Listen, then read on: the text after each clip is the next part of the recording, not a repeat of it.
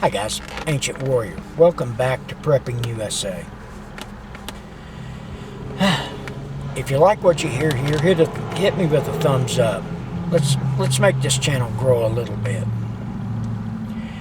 And if you want to know about all the craziness I'm going to be talking about before all your friends do, then hit the subscription bar and then hit the little bell icon so we'll tell you when I put a video out. I'm going to try to get back to at least 3 to 4 videos a week. Let's talk about the 4 ways. I'm looking at notes. I'm old.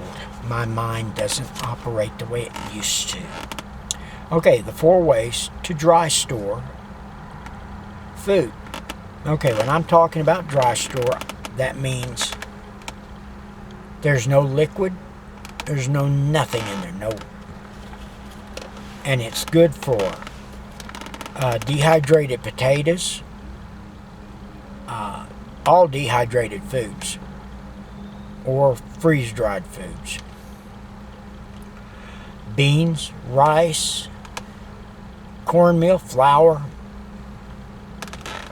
You know, these are the ways that I do things. Okay, the first way is with a Mylar bag. In my last video, we discussed a Mylar bag. Here's a Mylar bag. It's metallized polymer bag that's heat sealed. All the air's sucked out and heat sealed. This is a great way. And when you use Mylar bags, one thing I didn't say in the last video about Mylar bags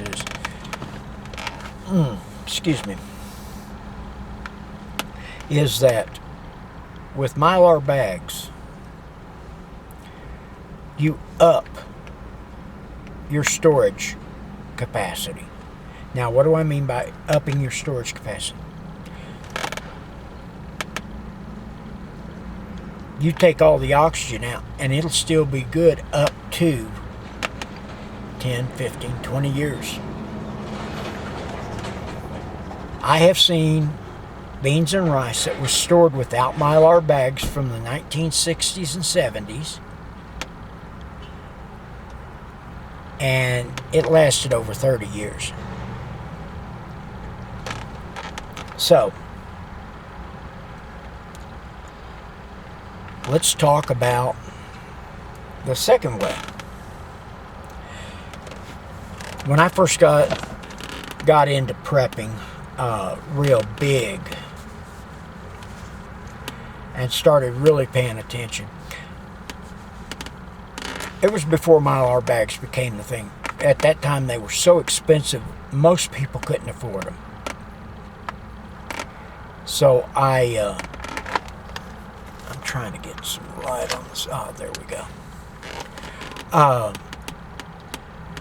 I couldn't afford the Mylar bags, so I was using old white pickle buckets that I was getting from a friend of mine who managed a drive-in restaurant.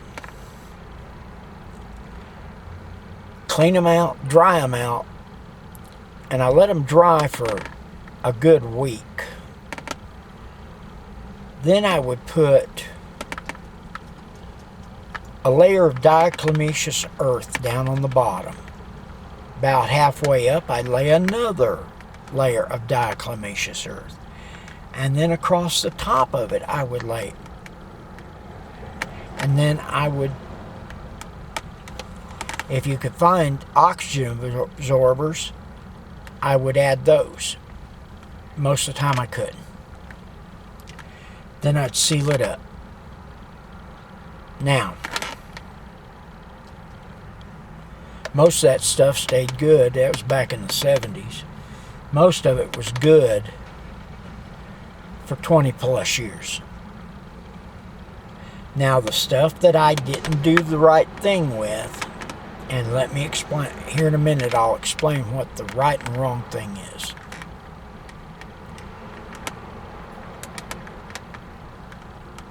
Some of that stuff didn't last. And it wasn't because of of how I stored it or what I stored. It's where I stored it. So we'll go there here in a few minutes. The third way, before you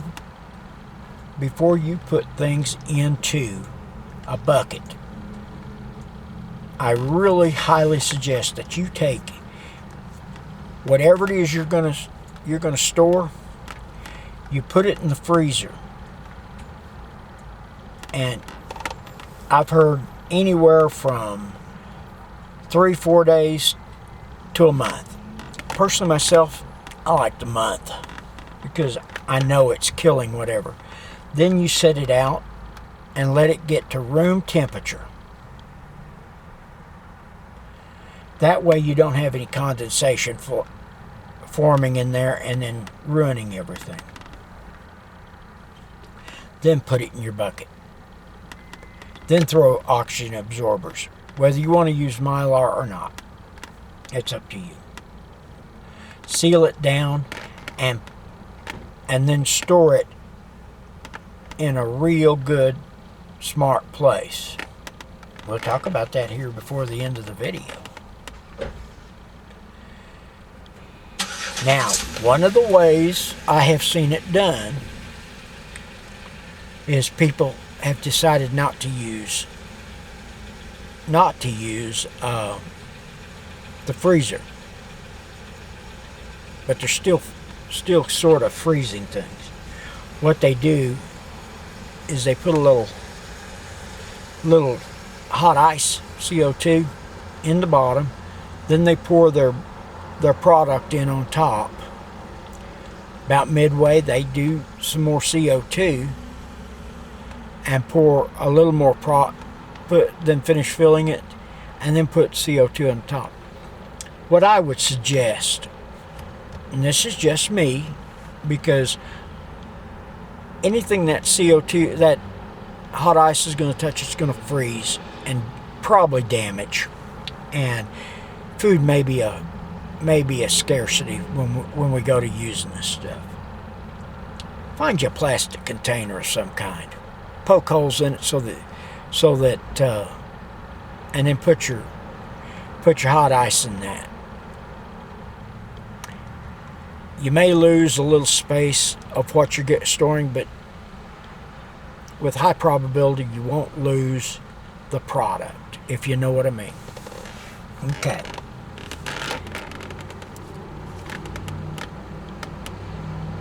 The fourth way. Now, I think I've told you that there are 4 pieces of equipment that every prepper should have. Well, one of those is a vacuum sealer. And the reason I say a vacuum sealer with the 1 gallon, with the 1 gallon of the jar accessories, the large and small,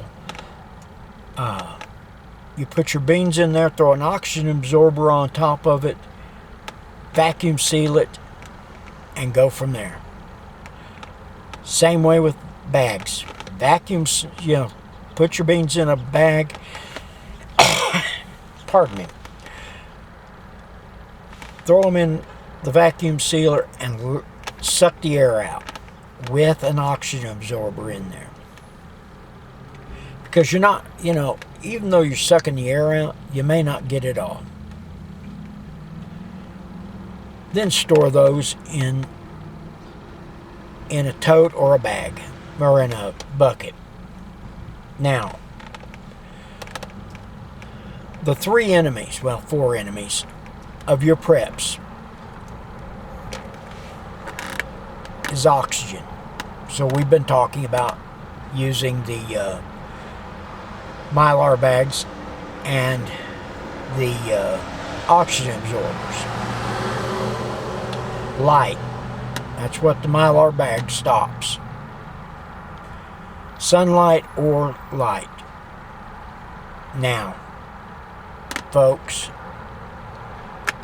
you don't have to necessarily use a Mylar bag. A thick enough bucket will keep the sunlight from getting in. But you also want to store this stuff in a place where you can control the light. In a closet, in the back of a closet. Hell, I've got stuff stored in the back of a closet with blankets on top of it to keep the sunlight from getting to it. It's got to be in a cool area. Heat will destroy your preps. I just, a couple of weeks ago, talked to a couple who bought, I guess, about 1,000 ramen noodles. And this woman didn't know a lot about ramen anyway. We're going to talk about that this winter. I love ramen. And the many ways to cook it. Okay, back to what I was talking about. She stored it out in her shed. This year has been one of the hottest years we've ever seen. So everything she stored out there went bad. Her and her husband think I'm nuts. But then I sit down with them and talk with them. And she's one of these, I don't want any buckets in my house. And I said, you don't have to have them where people can see them. I wish I had as much room in my house as she's got in hers. God, she had a lot of room. And when I started showing her where she could put stuff and store stuff and keep it out of the sunlight and keep the house cool, and see, folks, cold is not your enemy. Heat is. And for humans, it's just the opposite. Well, sort of. Depends on how old you are. But keep things in a cool, dry place. And I told you there were 4 things. Politicians. After the Oklahoma City bombing, Bill Clinton got through Congress an anti-hoarding law. Can they come in and snatch your... You betcha they can, under the law now. That's the reason I tell people, don't talk about what you've got. And if you do, only to people you can trust. Tell them loose lips will sink ships. With that being said, folks, have a good day. Have a blessed day. And I hope wherever you're at, you're not being ravaged by one of the storms or being beat up by the heat or whatever else, wind. Just have a good, blessed day. And remember, it's better to have and not need than need and not have. I'm the Ancient Warrior, and I'm out.